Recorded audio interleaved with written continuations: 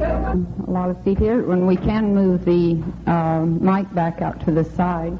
I moved it over there because I thought it was on this side.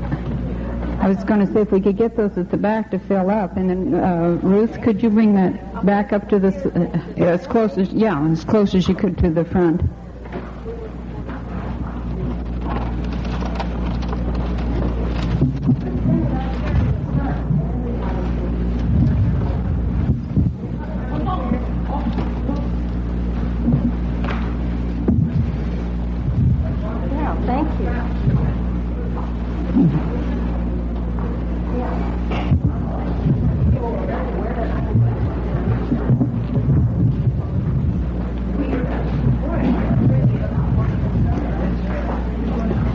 Ruth, why don't you face it just like about where you were standing, and then they can face not only us but the audience with it. Now put the microphone to you, honey. Like this?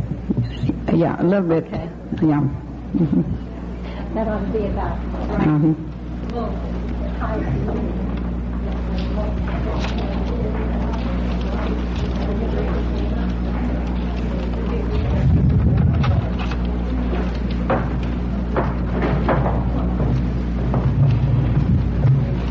I want to welcome you back for the second portion of our partner session. This will be for, let me state this, if you're in here to get knowledge from people that are over 10 years, feel free to stay. I'm sure some of the others have crossed over and went to possibly under 10 years. I'd like to reintroduce the panel. Sharon Golden from Hot Springs, Arkansas. And Ruth Moody, Indianapolis, Indiana. And June Cisna from Elk Ridge, Maryland. In the previous one, we had the panel state their caller's name and how they were involved in the program. I'd like to repeat that portion. Do we have anyone here that was not here in the other session? Okay, we'll repeat all of it then again. Sharon, would you like to start? Just more or less identify yourself again, hon, if you'd like.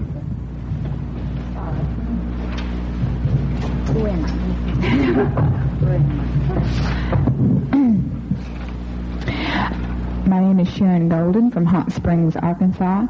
My husband is Cal Golden. He is now a full-time professional traveling caller. I am teaching school this year and therefore travel with him only during the school breaks. But we also have a local program at home with classes, clubs, and workshops. Ruth?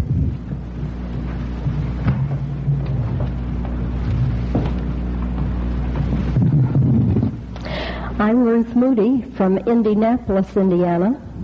My husband has been in square dance calling for over 30 years, and we are on our way out. We have quit calling for clubs. We're now only doing fun dances, one-night stands, and for any group or party or whatever people want to do. For these 30 years, we have been involved in club and teaching, and we have enjoyed it thoroughly. But we always said when the time came to quit, we were going to quit while we were ahead. We have a grandchild now. We have 2 children grown and 1 grandchild that's coming up, and we want time to enjoy that because there were times when we felt that our life didn't include the kids too much, although both of our children were square dancers, and I think in the future they will go back into square dancing, even have hopes that one will eventually become a caller. I'm involved in association work. I don't believe any of the questions came in the other session about associations, so a little later I'd like to talk about being involved in associations as your spouse or as the spouse of a caller. I'm a volunteer worker, do a lot of work in the community, and I believe in having my own identity. I was once very shy, very heavy, didn't know how to do much of anything. I was off the farm like many, many people in the Midwest. And I didn't want to be that way. And I decided that I was going to go out and I was going to be my own person.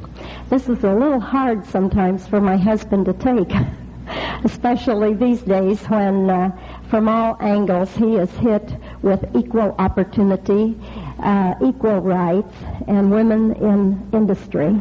And I might say he is an executive in management in a large utility in the city of Indianapolis.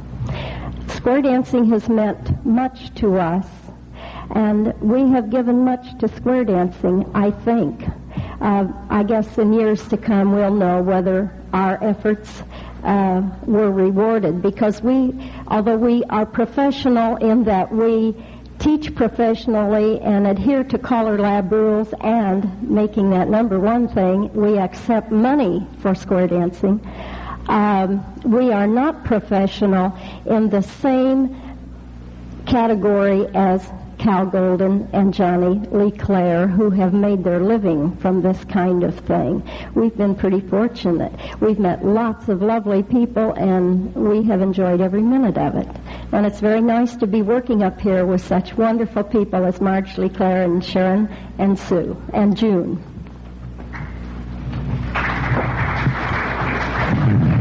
Thank you, Ruth. June Cisna.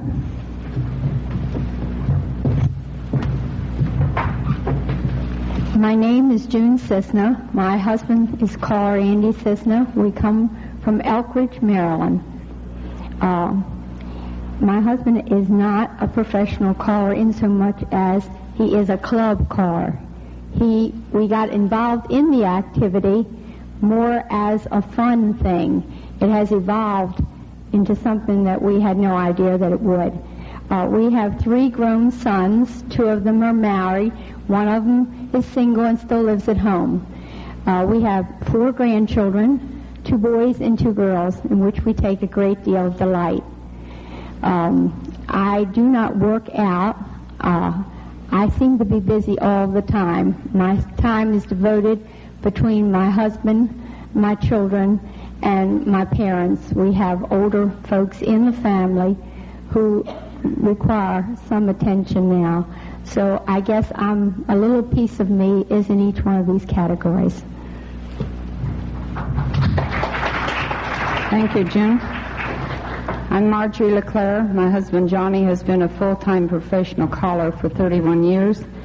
We had club work for 20 years. The last 10 years in the winter time we have been resort callers, the trailer resorts in Arizona. We do overseas square dance tours. We have family, 2 girls. They're both married now, grandchildren. And I would like to start this session with Ruth. She will touch briefly on associations, and so if you have any questions along this line, you might be thinking about them. And I think what we might do, rather than wait till the end of the session, is that we'll let her talk on associations or whatever she feels she wants to cover, and then possibly we'll break at that point and have some questions and clear that session up, and then we'll go on to one of the other panel.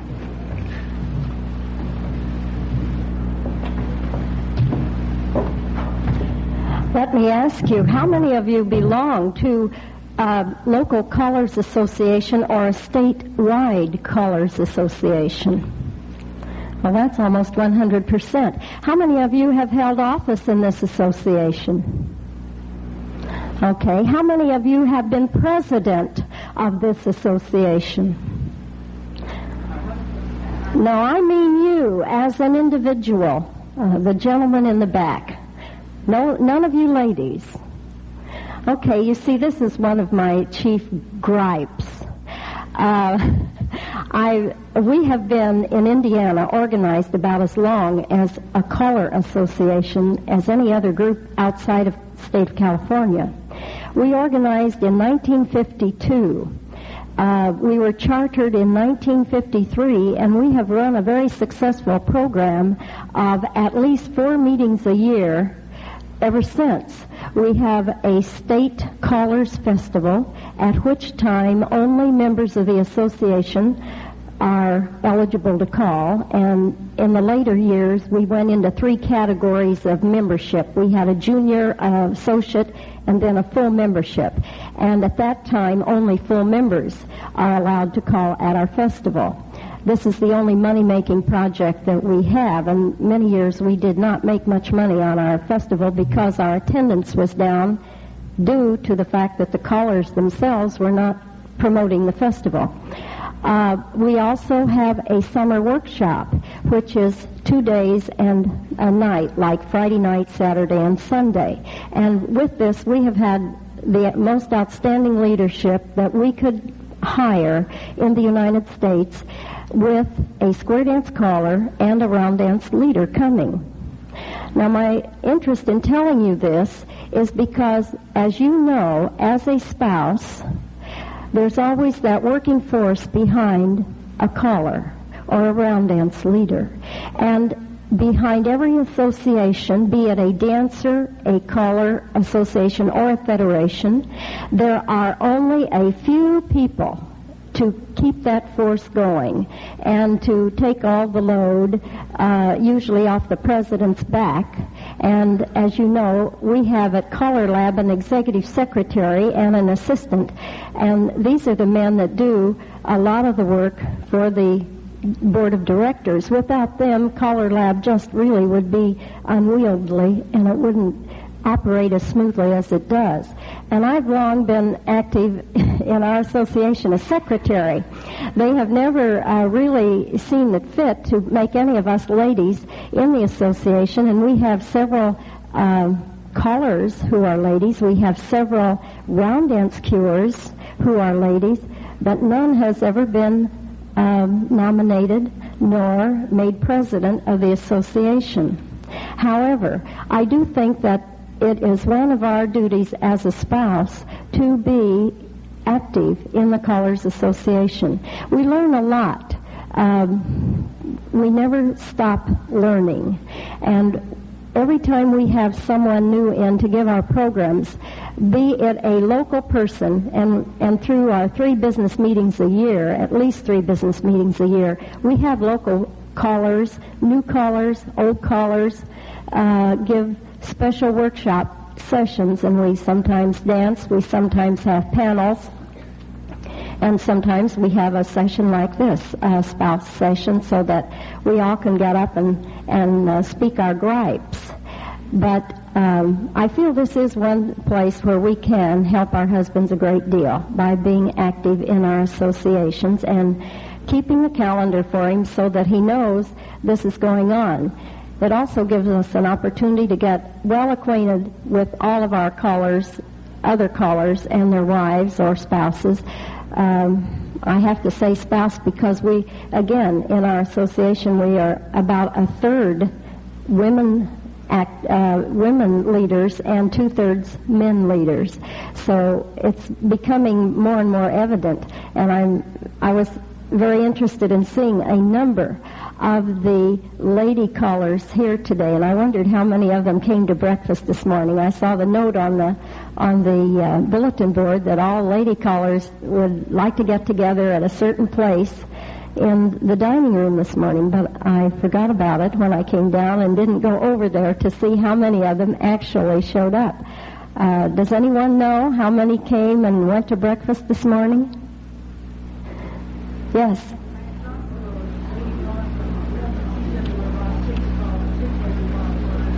There were 6 lady callers that came. I'm sure there were very many more than that there.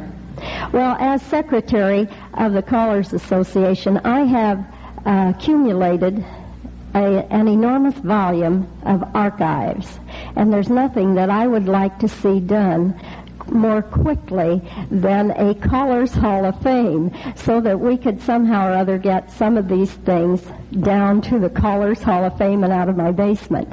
But I found a long time ago I was interested in history, and one of my community projects at the present time is oral history. So the minute they mentioned a Hall of Fame, my mind started working about, oh gosh, we've got to get tapes of these callers. And I want to tell you, go home and make some tapes when your caller husbands or your caller wives are calling just a simple, ordinary club dance, a one-night stand. Get something down that you have that you can keep, and a tape is great because it takes so little room. I know many of you have callers that record, and you have records to keep.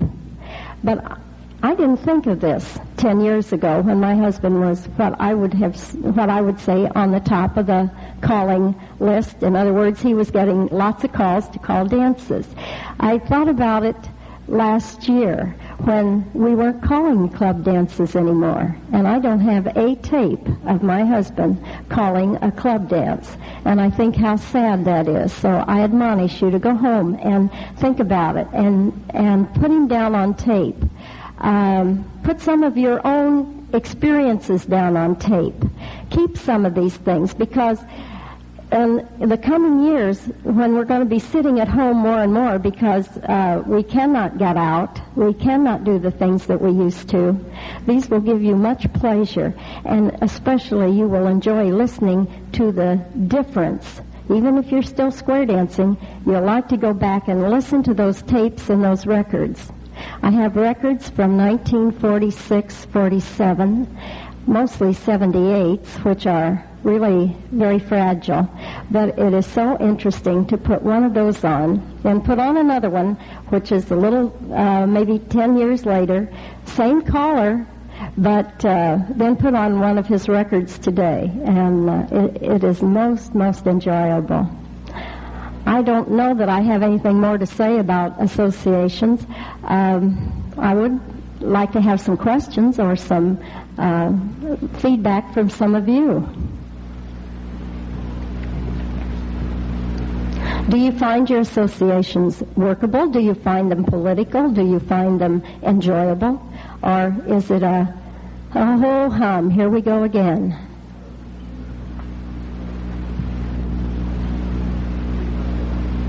Well, if you have nothing, we'll turn it over to Marge.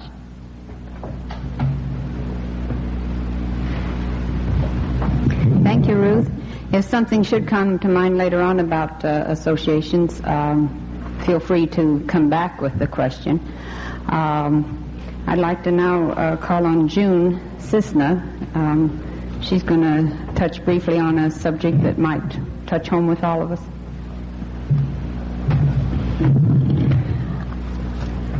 I'd like to start off by saying good quality is something special, and each of you are special in your own way. Today I'd like to share with you some of our ways. My husband is a local club caller. This is not our primary source of income. It is a second job. Although we do a small amount of traveling, for the most part, we are responsible to the people of our own area. Andy also edits and publishes a note service for which I write an article titled The Other Half Speaks Out. My comments are directed to callers. One of the members of our association once admonished me. He said, "June, how come when you compliment us, you write 3 lines? When you tell us what we do wrong, you write a half a page." I told him that was the breaks. When Andy and I first came on the square dance scene, we had no idea how quickly and completely enmeshed we would become. We are fortunate inasmuch as the clubs that Andy calls for are close to our home. My role as a caller's partner has involved me in any number of jobs. My husband has this unwritten rule that whenever he's involved in something, so am I. And although I drag my feet at times, he eventually wins me over because I believe as he does that we are a team. He is the caller, but I have to represent the rest of the people, sometimes with words of praise and sometimes words of criticism. I've also learned, with the grace of God, and in spite of my Irish tendency to speak my mind, to become somewhat of a diplomat. I will deviate from my notes here to say that the one thing Andy dislikes about calling is the politics.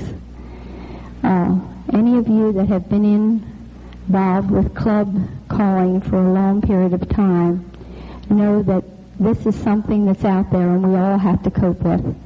Often the caller's wife can play a great part in keeping harmony within the groups. We are fortunate in so much as the clubs invite us to their committee meetings.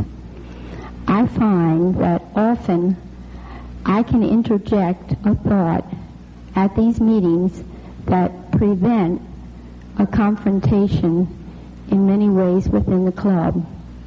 Each group of officers are different personalities, and I find that by listening and watching and learning something about each of these people, it enables me to help them when they come into holding down a certain job in the club. Some people you can't ask to do something without them thinking they have something better to do. You may be able to suggest something to someone else who you know is a confidant of theirs and let them think that they thought of the whole idea in the first place. One of the most awesome things that we came to realize is how much influence we have had on the lives of people, from what clothes we wear to the general attitude and philosophy we project. The clothes, for instance, Andy has never worn a ruffled squirt-in shirt. Therefore, the men in the club he calls for very rarely ever wear them. Across town, another caller wears them all the time, and most of the men in his clubs wear them frequently. That is why we try to set good example. When classes start in the fall, I wear a simple circle skirt and blouse with a crinoline that's not too full. And I ask the angels not to wear a club costume. There is nothing that can intimidate new dancers more than feeling like they are surrounded by professional dancers. We also give a packet of patterns, about 10, consisting of directions on how to make skirts, blouse, cape, petty pants, crinoline, and a crocheted and knitted cape. The whereabouts of the local square dance shops and the 10 commandments of square dancing are also bits of information we provide. At our dances, Andy and I coordinate our outfits. This in itself tells everyone that we're a team. Now, as to the attitude. One phrase we try to live by is accentuate the positive. When we first started square dance calling, everything was new, and it was easy to be enthusiastic. But as the years roll by, and your feet and your feelings get stepped on a few times, it takes self-discipline and dedication to maintain a warm, hospitable attitude. But it is essential. One thing we feel has helped us, we still square dance together. Andy promised we would not have to give up dancing, the dancing we enjoy so much. I think many callers' partners would have a better attitude toward the activity if the caller didn't forget that although their spouse doesn't mind dancing with the different partners in the club, they still like to dance with their own spouse the best. We belong to a club where we dance, period. These dates go on our calendar just like any booking, and we do our best to hold them firm. A number of years ago, another caller's wife complained to me, "It's easy for you, June, to be enthusiastic. Andy still takes you dancing." When I asked her why she and her husband didn't do the same, she said they didn't have any nights left. Well, I feel it's up to us to make time for one another. If we don't communicate our wishes to our other half, we shouldn't expect them to be mind readers. Another thing, we try to keep some balance in our lives. We are active in our church. Andy has taught a religion class for the last 20 years, and for the last 7 of these 20s, we have been team teaching. Also, our family is close-knit and very important to us. So we do our best to keep our priorities straight. We feel our interest in this great activity will remain as long as we don't let our involvement overpower us.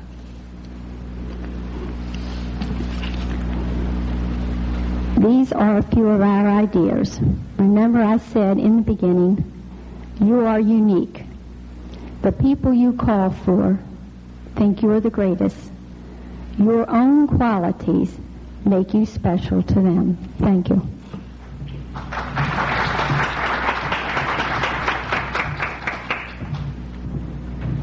Thank you, June. We'd like to have Sharon touch on some things that she might cover this afternoon.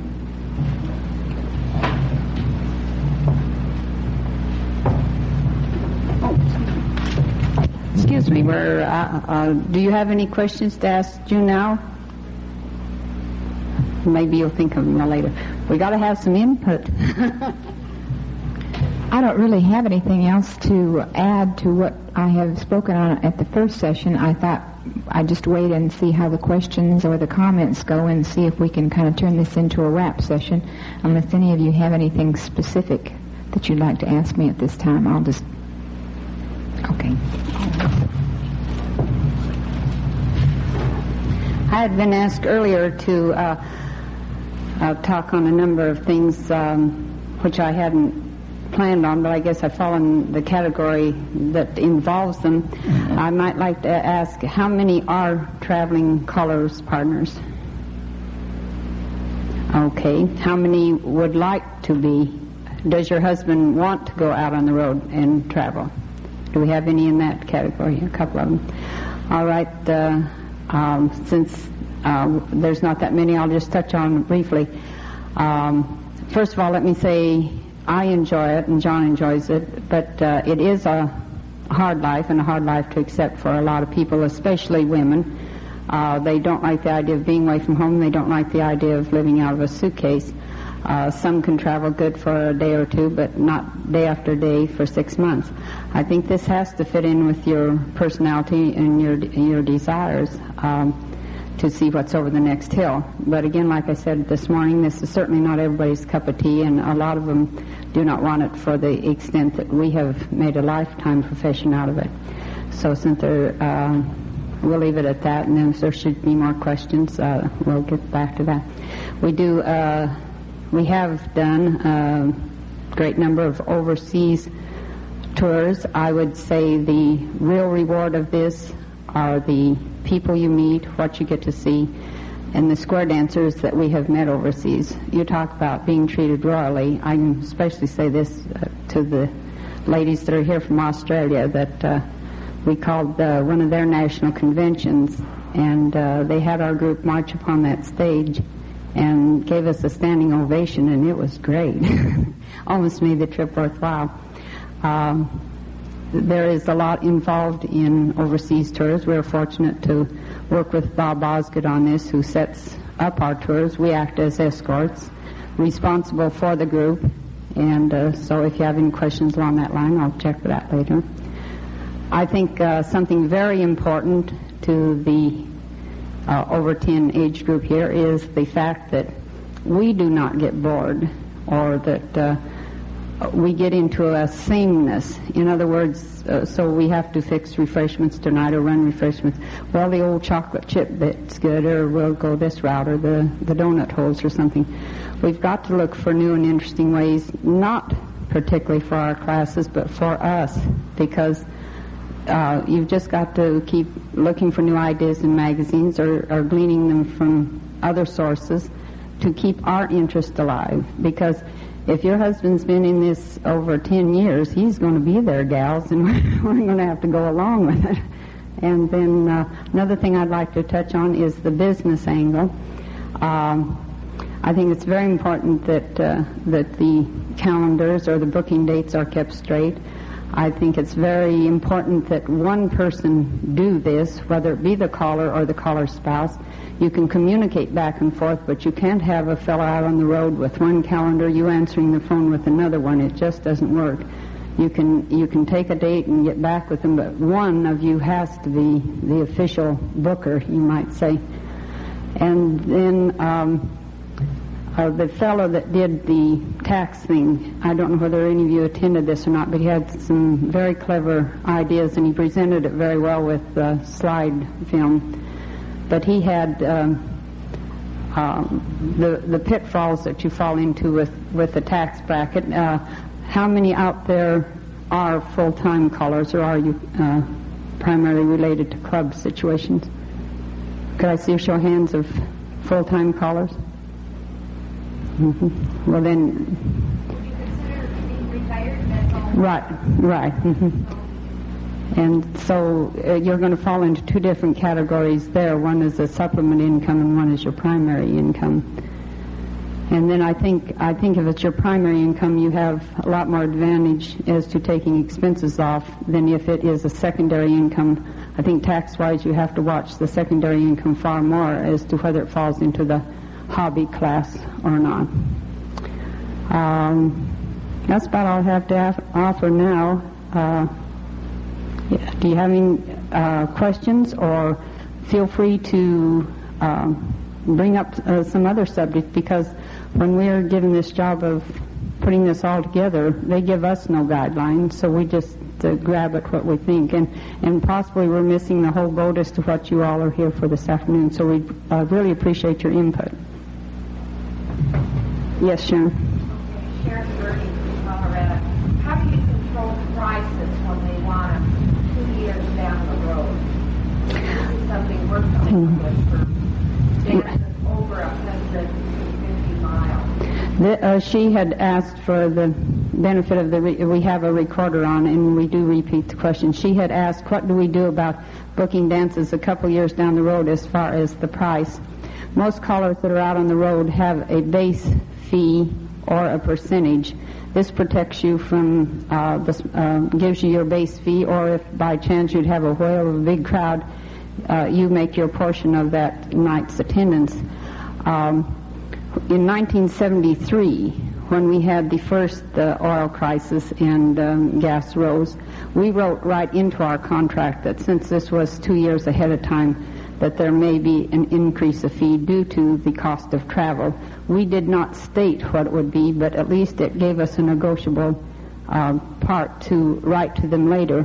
Luckily, it settled down, and when the 2 years went by, we did not have to renegotiate. We still went, but we are faced with this summer of dances booked 2 or 3 years ago that I'm sure that when we come in off the road next fall, it's not going to be as great as we thought it was going to be, because the road expenses have risen quite a bit just within the last year.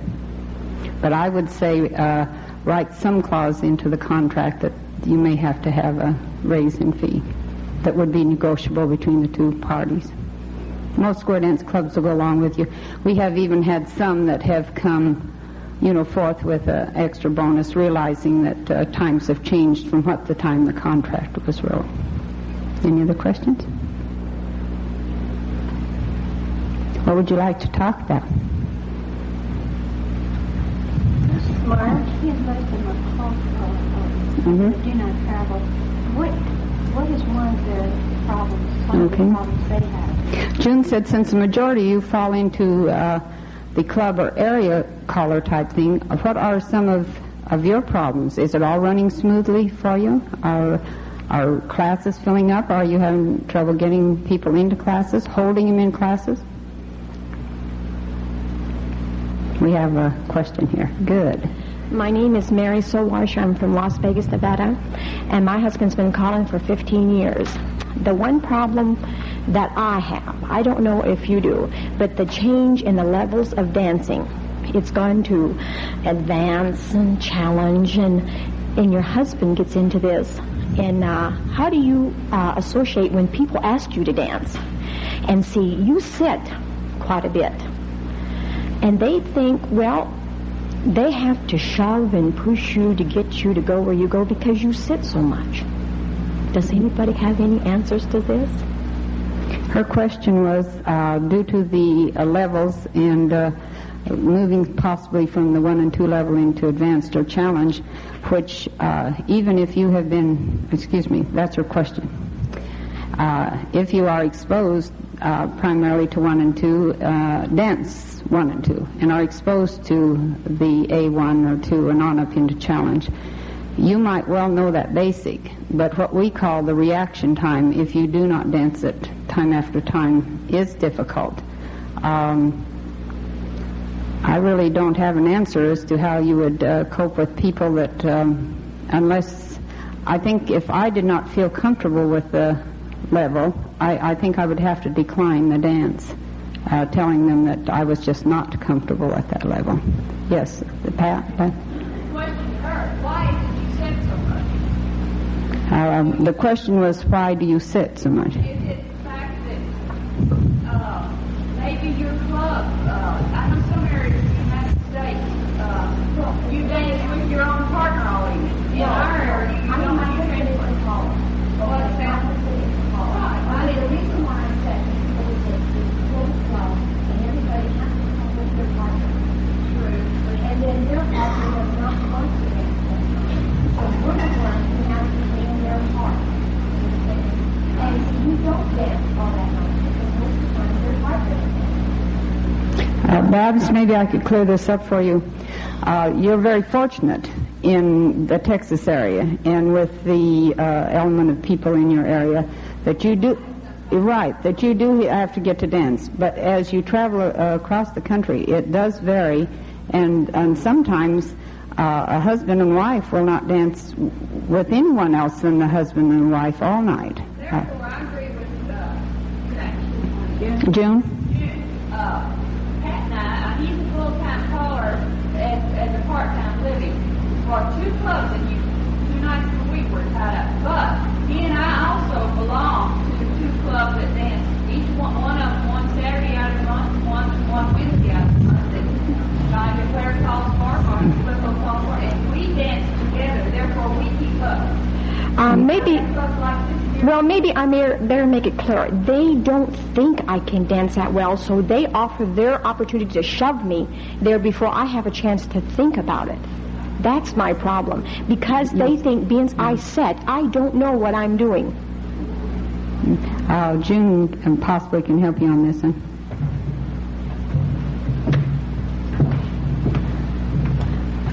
My husband teaches beginners through the advanced, the A1, 2. He has an A1, A2 class. We have an A1, A2 club. I am sorry to say this, but so often, the dancers, when they become very proficient at this level, they begin to think they are complete authorities. Not all, but there are some. I guess the only word of advice I would have to give is just be yourself. Smile and politely tell them that you are not the proficient in all levels at all times, and you're not perfect as they are. Sometimes this type of thing helps to make them realize that they're not quite as perfect as they think they are.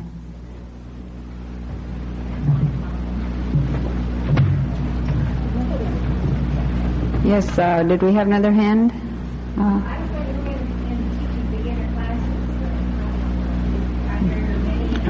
All right. Could we have a show of hands of those that work with beginners? Great.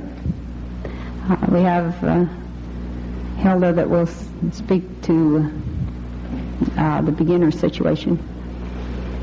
I'm Tilda Johnson from Oshkosh, Wisconsin, and we've been teaching beginners for 33 years. And this is the first year that we have had a lot of people taking winter vacations. It holds the class back, and I would like to have someone tell me how they are handling that. How long do you leave beginner couples miss and still allow them to come back. 3 nights in a row. And you,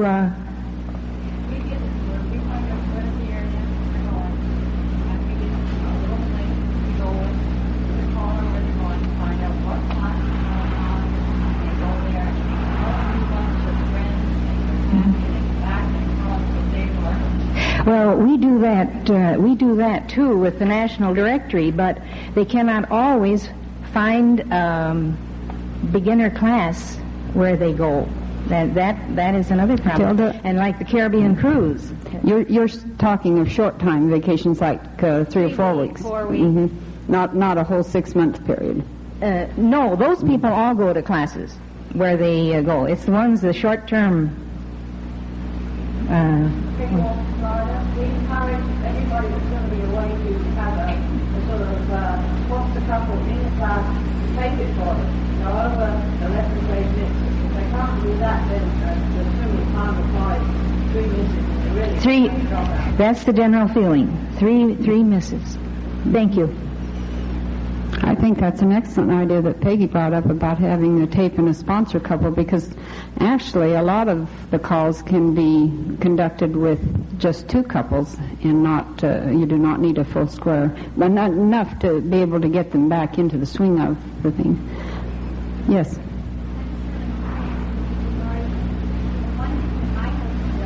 Shirley, would you mind stepping to the mic? I didn't want to walk over.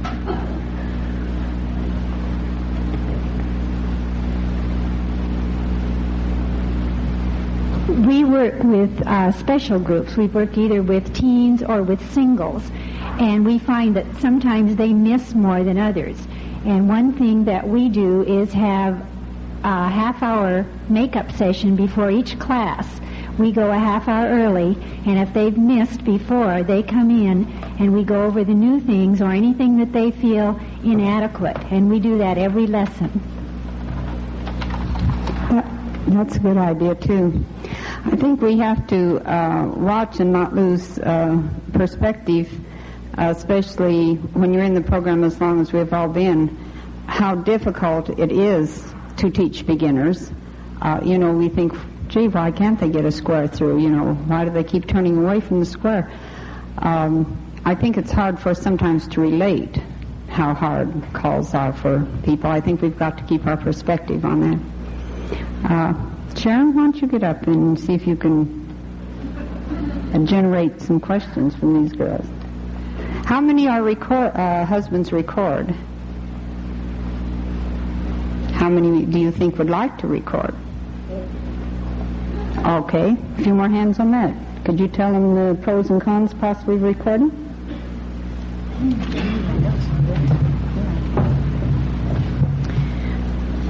I went to the record tune clearinghouse meetings yesterday, and it was a very interesting session because there are always new callers interested in making recordings. And as someone said, whatever you do, don't be disappointed if your first record doesn't sell 1 million copies. It's not going to happen that way in the square dance field. Norm Murbach is the one who they suggested in there to see if your husband is, or at least talk to him, if your husband is interested in making a record. Some people are starting their own record companies, but the feeling was that you're a lot better off to go with an established producer at this time, because now we're just starting to get a little flack on copyright laws and so on, and you are better protected if you go with an established producer, because the producer of the record company would take care of that. Do we have anything that we haven't touched on there? There's a wide spectrum of ideas, I'm sure, and that you got in the back of your mind that perhaps we can just share with each other. Anything that we haven't touched on this afternoon? There we go. How about you? Somebody mentioned was the tour. Some of us don't know. I've been approached about would we like to take a cruise somewhere. I don't know what to say on it. I don't know how much responsibility I would have to take on. The tours? Okay.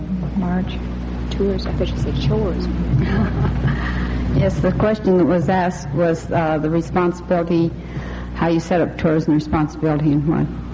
Like I say, we were fortunate to work with Baba's good on the tours. $889 has become $1,889.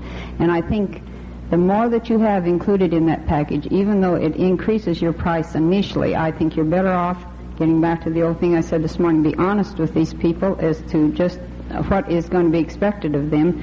Tell them what is not included. And I think if you have everything down in black and white, then they are not unhappy with you, and they have understood the situation before you get started. You can have lengthy tours.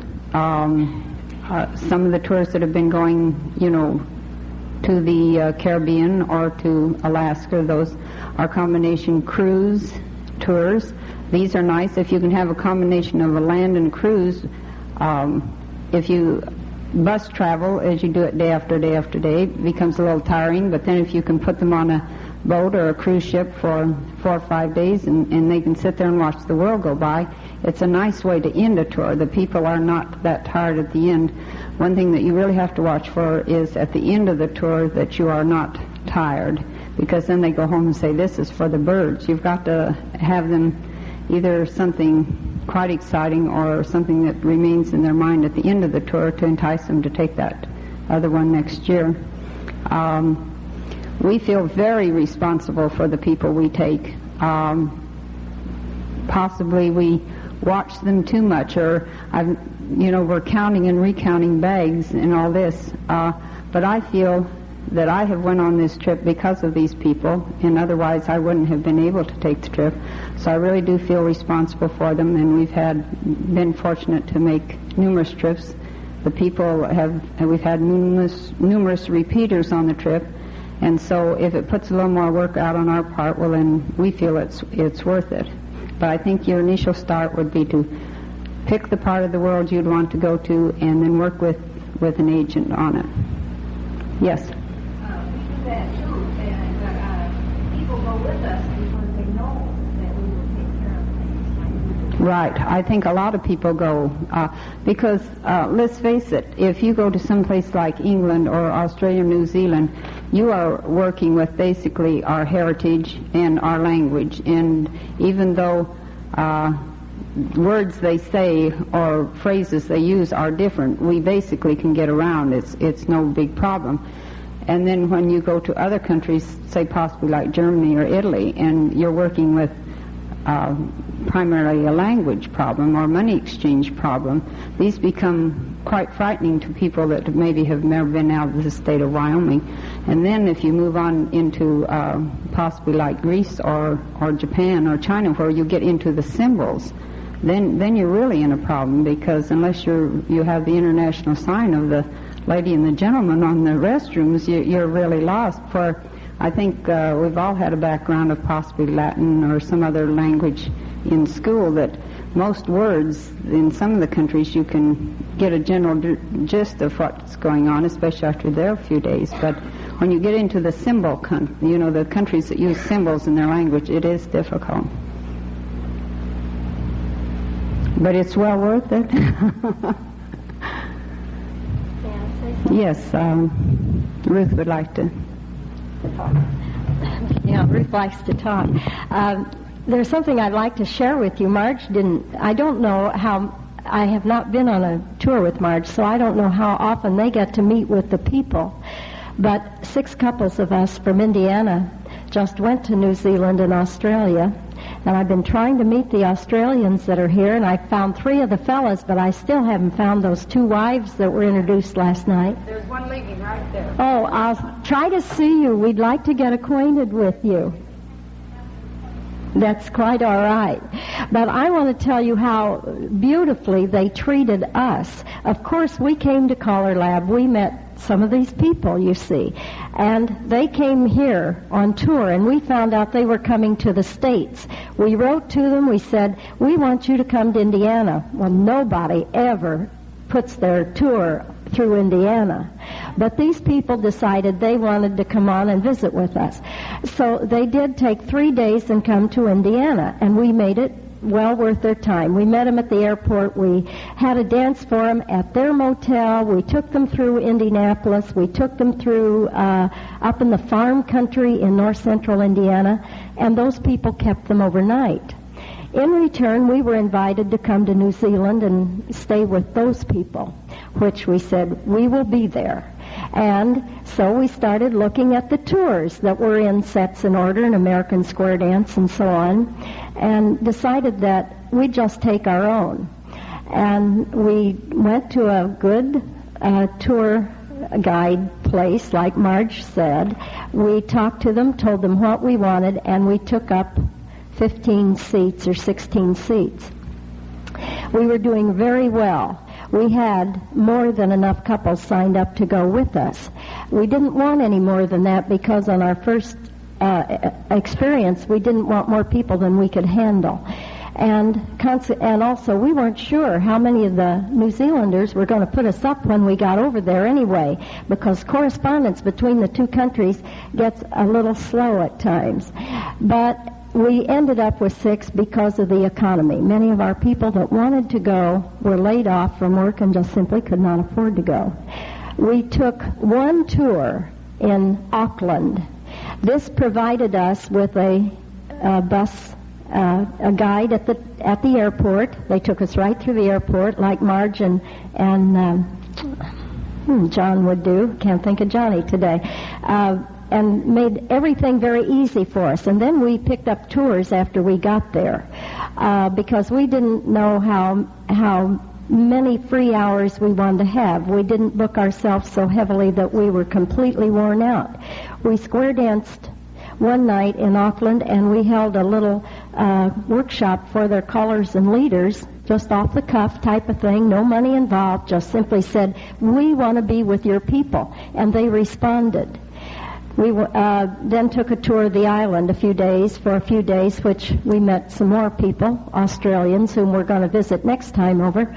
And then when we got down to the South Island, they met us and they gave us the full treatment. They were on top of the airport with a huge sign saying welcome, and they had everything but the Army-Navy band out to greet us, and that was a delightful feeling. I know what Marge means when she said they gave them a great ovation in Australia. We lived with the people in New Zealand for 10 days. They were our tour guides. We picked up the tab whenever we could. We couldn't drive their automobiles, which we were sorry about, because they were all left-hand drives. They were all gear shift machines, and so few of us had thought ahead to go back and drive gear shift machines here for a while so we could help out on the driving. But it was a marvelous trip, and it all came about because of CALLERLAB, because we met a beautiful couple here at CALLERLAB, and in turn, when they came, we kept them, and we've gone back. Now we're going to Australia in a couple of years. Few things interfere, you got to save up enough money to go. But we did hit Sydney. The South New Wales people came, and we've been talking with some of the fellas here. None of them were at the dance they had for us in South New Wales. But it was an entirely different kind of people. We had a marvelous time with them, and it gave you the impetus that you want to go back. But it also shows you that regardless of whether it's Japan now or Jakarta, where the young man is from that was introduced last night, England, Germany, you can go anywhere in the world and square dance. And if you let these callers know beforehand, you will be very pleased and appreciative of what they'll set up, because they want to keep you, they want to plan dances for you and your people that come. And they said, next time, don't just bring 6 couples, bring 26 couples. So you see, they're wanting us. And besides, that's great. As Marge will tell you, they like us over there. There's some countries I wouldn't go to and spend my money because they don't like Americans, and I don't like them because they do nothing but gouge the American tourist. They think we are all millionaires, and we're not. But it's a marvelous experience, and of course much more grateful we were to have been hosted by the square dancers, and we enjoyed it very much. Thank you, Ruth. Are there any ladies or callers partners here that are involved with caller schools? Do you have any questions that you need, or are any of you involved in weekend type, self-run weekend type? Yes. Have you got any problems along that line, or want any answers there? Pardon? New ideas. This is what I said earlier in the program, that when we've been in it this long, that our decorating ideas, our after-party ideas, the brochure ideas, everything. How about after-party ideas?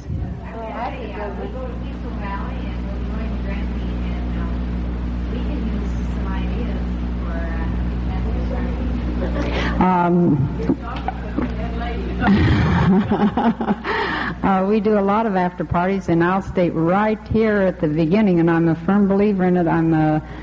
I participate in after parties, but they call me the censor out in Wyoming. I still believe that it can be that it can be tasteful. I don't want now. My husband Johnny has a call he does with a gimmick Yellow Rock, but he does not call Yellow Rock because he said it's bound to embarrass somebody on the floor.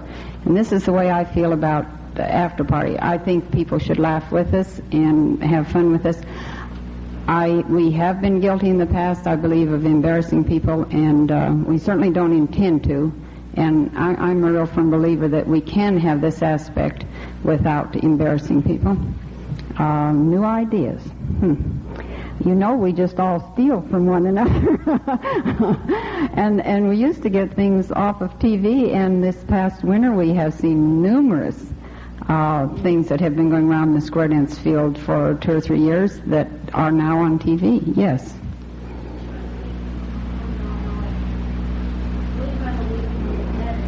Shirley, would you step to the mic, please?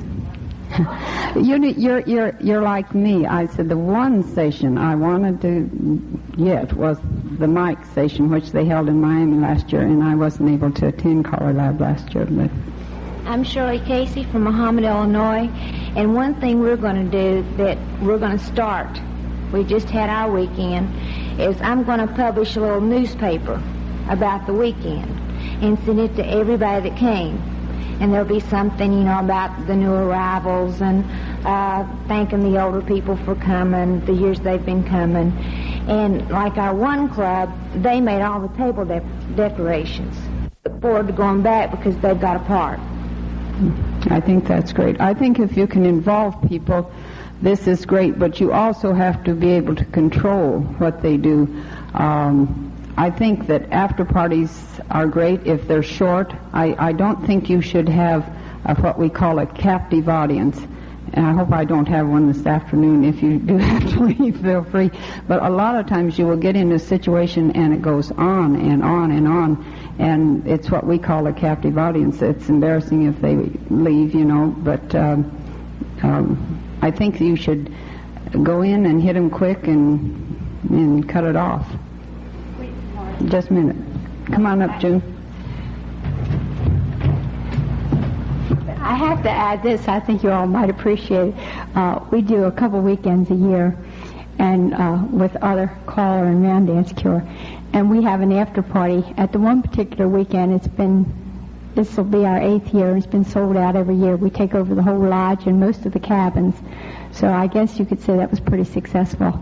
And our after party on the last night.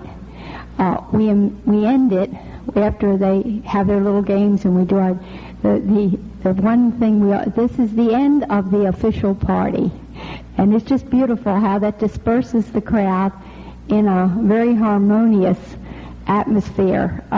Everybody knows that it's time then to go back to their own respective rooms, because I agree with the idea that it can go on and on.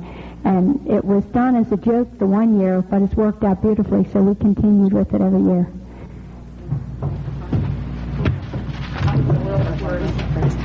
I'm Sorry, I thought I had my notes on after parties, but I don't, and I'm not that great an ad-lib talker, but I enjoy after parties. I do a lot with after parties. We do. And one of the best things that we found for variety is use the people. Don't feel that you've got to do it all. Use the people that's available. Use the talent that's available. You're going to find someone in your group might play a guitar. Someone in your group might do pantomimes, whatever. Take advantage of the talent that's available, and that's the greatest way to get new ideas. As Marjorie said, there are ideas, you can get them off television shows. Johnny Carson. How many of you just happen to have this, but this I believe we used at either the CALLERLAB panel or the national panel. I've used it a lot. You know it's going to be a bad day if. Are you familiar with that one? Anybody who is not? Okay, I'll just give you a couple of them. I've got 13 here. I don't know how this even happened to be in here, but this is kind of cute for just some quickies. You know it's going to be a bad day if you see a 60 Minutes news team waiting in your office. You know it's going to be a bad day if your birthday cake collapses from the weight of your candles. You know it's going to be a bad day if your twin sister forgets your birthday. You know it's going to be a bad day if you put your bra on backwards and it fits better. And you know it's going to be a bad day if your horn goes off accidentally and remains stuck as you follow a group of Hell's Angels onto the freeway. This is something that and Ann Landers had something in her column not too long ago about something about you know you're old if, and it's similar to this. I cut it out, but again, I don't have it with me. Another one that we really get a lot of mileage out of is the takeoff on the honeymoon game. How many of you are familiar with that one? No, anybody else? It's kind of a question and answer game like the TV show, and of course it's much more censored, but we start out with a simple question. You get the 3 wives to sit on a chair and 3 husbands right behind them, and then you ask them something real basic like, when you go into a restaurant, what dressing would your wife order on her salad? And it's a multiple choice. The Thousand Island French, whatever you want to, just make it up. And then the next one that I can think of right offhand right now is, this is for the, this is a question for the husband. How does your husband wake up in the morning? Is he more like a stubborn mule, a grouchy bear, or a sexy little bunny? And things like this, and this is one that we have used a lot and goes over real big. But we have found, too, keep it short, keep it simple. There is nothing more boring than being kind of, as you say, a captive audience. And I have seen some people get up there and they honestly, I've seen a skit go for as long as 45 minutes. And it can get long. So keep that in mind. The faster you can keep it moving, the better off it is. I would like to add on this, like I say, we have done a lot of after parties, and I have a recipe file that has the recipe cards in it. I have in the front part of it some very quick refreshment type things that I can just pile out, pick out for, something that we can buy. In other words, if we're on the road and we're required to do something quick, this is a reference file for me. Then the first slot I have what I call walk-ons. These are things that can be read, like Sharon mentioned, or something that is very quick that you do not need any props for. In the second section is filed short skits. In this you may have to have a prop that, let's say a paper sack or something like that, or we play a game with the numbers 1, 2, 3, 4, 5, which can be just marker and some paper. Have you seen this game 1, 2, 3, 4, 5? Actually, what you do, you pick out 5 women. We usually ask for bookkeepers, women bookkeepers, and the men we ask for accountants. And then we give them the numbers 1, 2, 3, 4, 5. Over here, they have to face the audience, and the audience has to be able to read that number, like from the audience's left to right. Then you give them like 12,345. They have to line up so the audience can read this number. Are you following me? Or else you can reverse them like 5,243, 52,143. And they have to change around so that the audience can read the number. And then you have some, two judges out that will say who got in line first, the women or the men.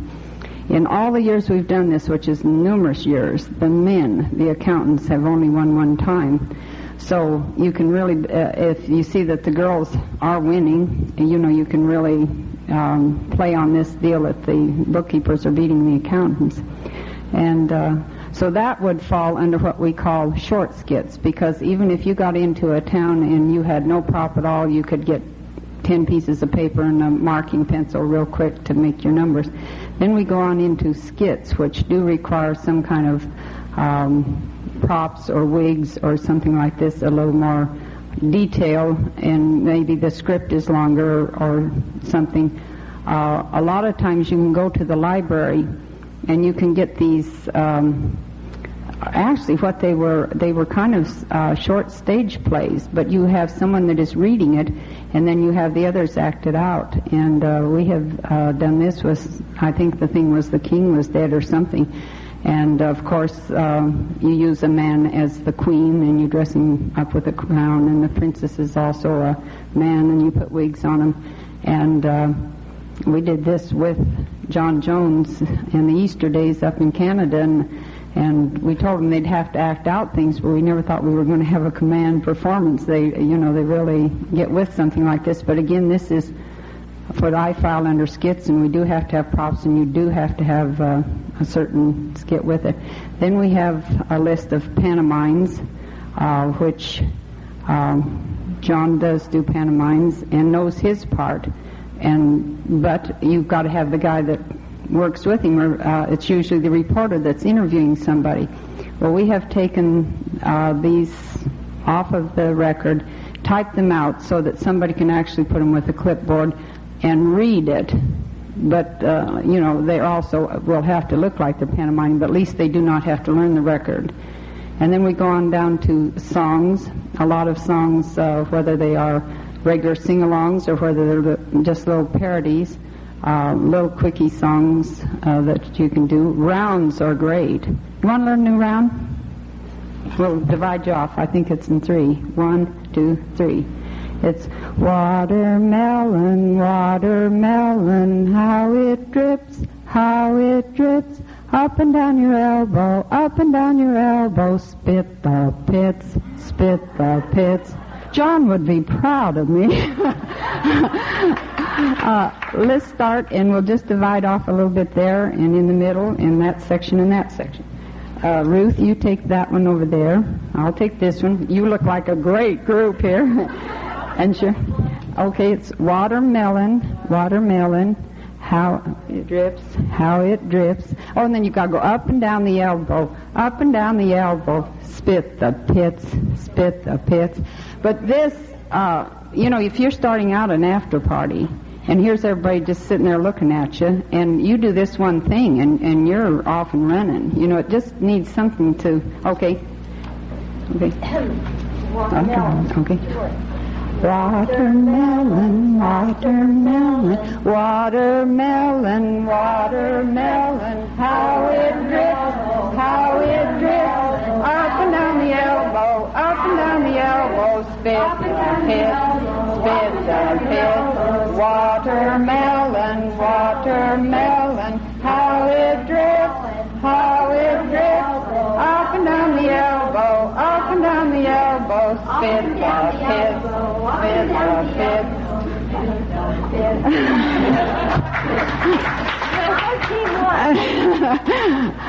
Ruth said her team won.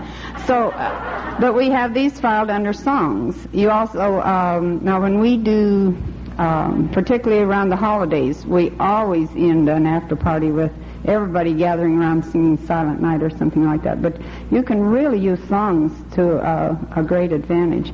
Then getting on backwards in this filing cabinet is a list of every place we work, whether it be Kirkwood, our Dance and Fun Weekend in Wyoming, Banff, Canada, where I file what we have done at that place from year to year, because the crowd will rotate, and you can go back 4 or 5 years and pick up, say, the biggie of that the year and reuse it, or after you work 6 or 7 weekends or week-long schools a year, you're not sure what you did the last year. So here you are back among these same people putting on your biggie from last year. Yes, Babs? Tell them about the Mad Libs. There are stationary stories, Walmart stores, stationary books called Mad Libs, and they're just funny stories, like a one-page story. It might be a letter to somebody's boyfriend or something. And they leave key words out, and you fill it in with all these participations, or an adjective, or an adverb, or a pronoun, or something. And first of all, you don't read the letter to it. You ask so many people for these words, and fill in these blanks, and then you read the letter, and it turns out to be a terrible letter. Yeah, they're called Mad Libs, and they're great, because all you have to do is say, I want a pronoun from you, and a verb from you, or something like that, and then you reread this story at the end, and it's great. There was one in there in particular that we have used with round dancers. It's called the monstrosity dance. And so we get our round dance couple up, and we say they're going to demonstrate a dance for you, and we get all these words, and it says like bend over and touch your toes, and the blank that we've asked for is give me a number. Well, if you say 10, 10, then the story would read bend over and touch your toes 10 times, or touch your shoulder or something, and it was worked out real clever particularly to have a round dance couple demonstrating this dance. Sharon's got some more ideas. Sitting here thinking, I thought of another one that we have done that again involves all your audience participation. Say you've got your audience sitting just like you are, divide your audience in half and get some competition going and have them just quickly get together and name their teams. The Redbirds, the Bluebirds, that's the school teacher in me. Okay, you get a runner from the Redbirds and the Bluebirds. And, you say we need someone who's a healthy specimen because it's going to be a little bit dangerous, and then you pick out a judge. The judge will stand up here. You get your 2 runners in the front. I call it the scavenger hunt. Okay, you make a list of any items that a person might have on them.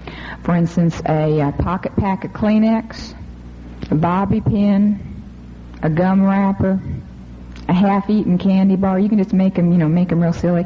A gentleman's square dance tie, a left square dance boot, a picture of a grandchild, and then you can get a person who will come up and sing a song from Sunday school, a person who will come up and do a cheerlead, something like that. But the runner has got to go and get the item. That way you don't have mass confusion with everybody. Stand up and wave when you have it. And this goes over real well because, again, you're getting everyone involved, and they enjoy that competition.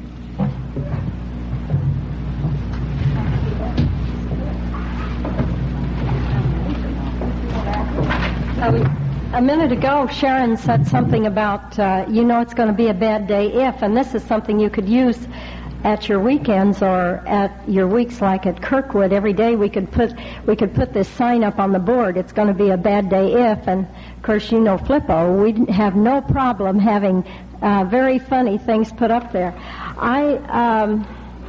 I believe in visual aids, and I really am in the infancy of my senility, and my artwork shows it. But you can use something like this. Happiness is, and what is that? What do I have on that one? Square dancing? Yeah, being a spouse's partner. That goes in with the panel, yes. Being a spouse's partner. Then I have a couple more here I'll show you.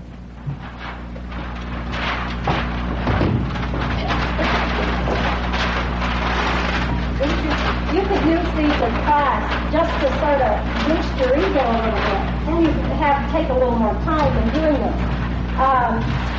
Happiness is a new square dance outfit. That could be for club.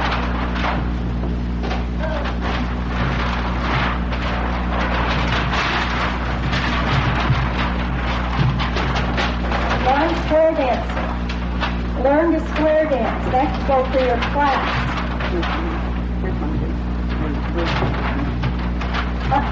I thought maybe if you had some association type of thing going, you could say, curl up with a caller. You know, communications today gets pretty hairy. We're all worried about talking to each other, and especially husbands and wives. And sometimes, I was sorry I didn't get in on that other session. I kind of like to have heard what what Joanne Mayo was going to say about divorce, because this is a big problem in today's world. Or, how else would I say that? Communicate communicate as you circulate. And the other one I wanted you to all finish for me. Don't just pass through. Extend, or use another square dance term. That's another after-party thing they've been doing at Kirkwood. Right. They use the cards with square dance symbols and things, as you've perhaps seen a couple of the magazines. But see, you can come up and put these up and let other people finish them for you. And this one is put square dancing in your life and in your family. And as you can see, my artwork isn't very good, but it gives you an idea of some of the things that each night in class, the first night you could put up happiness is square dancing, or put square dancing in your life with your family. We were always involved with family clubs where we usually had 2 generations, if not 3 generations. Another idea that someone gave me... Use the mic. Okay. Another idea that someone gave me, her theme this year was take a bite of the action. And each of us officers was given this little clip to wear. It's on a hair clip. I know you've seen these made with Christmas articles, either a Christmas tree to wear on your lapel, or a little Santa's glove, or a boot, red and white, but she made it as her apple, which was her symbol this year, and take a bite of the action. We could have had something similar to this, quality dancing, and I had written down a couple things that I thought might be a little wind-up. We could take a bite of the action, too. We all take a bite of the action in being a caller's spouse. I truly believe that behind every successful caller, there is a quality spouse, and this quality shows up in your dance attire, in your personality, in the way that you support your husband or wife in this activity. And I never fail to say, when I'm asked to speak, that it always is a pleasure to look out and see a beautiful group of women, because I'm usually speaking in front of women's groups, and how lovely you all look today. Now, this is a greeting that everyone enjoys. I also notice hair today, because so many people have such beautiful hair. They groom it so much more beautifully than we used to. They dress so much more beautifully than we used to. I can well remember my first square dance skirt, and I'm sure the rest of you can too, because 30 years ago, square dance clothes were not ready-made, and I learned to sew well by sewing square dance clothes. I made the suit I have on today. I hate to spend my husband's money, even though he's pretty well fixed. But I'm not sure he's always going to be here, and I want to have a few dollars left if I have to live by myself. But I think that it's really a great privilege for us to be a caller's spouse, and it's even a greater privilege to look out over this group and see a great group of smiling faces. And I know you go home, and when you get to class or to club next time, you're going to put that smile on your face, and you're going to the door and you're going to greet people and say, gee, we're glad you're here tonight. And I hope that I see you around the square someplace. I've really enjoyed being here. Thank you, Ruth. Would you girls have any more to say? We've said enough. We do appreciate you coming, but what I would like to ask, did you like the split session, or would you have rather remained as a session as a whole?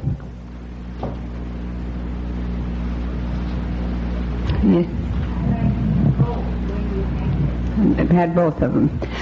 Do you think that if we split them, that the same topic should try to be covered in both? Okay. These are for the office information, not mine. We hope that we have covered a few of the things that you're interested in. If there is something that you would particularly like covered in future partner sessions, we'd like to know that. Yes.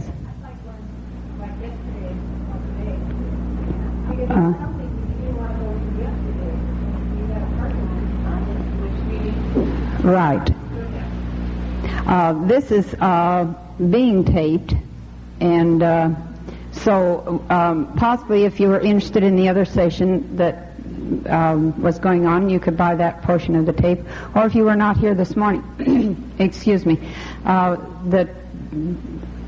several of the sessions throughout CALLERLAB are being taped, and you might want to check into it, because we're running opposite that man on The Voice, and I think he was great. And so I think that if you did not hear him at any time today, I think you'd be wise to pick up that tape from him. I'm not so wise. I'm not sure how wise you'd be to pick up this one, but we do appreciate you coming. We do appreciate the men in the audience, and we hope we've been helpful. We do have addresses that you can get a hold of. If at any time you need to write to any of us, we'll answer. And it's nice having you. Thank you.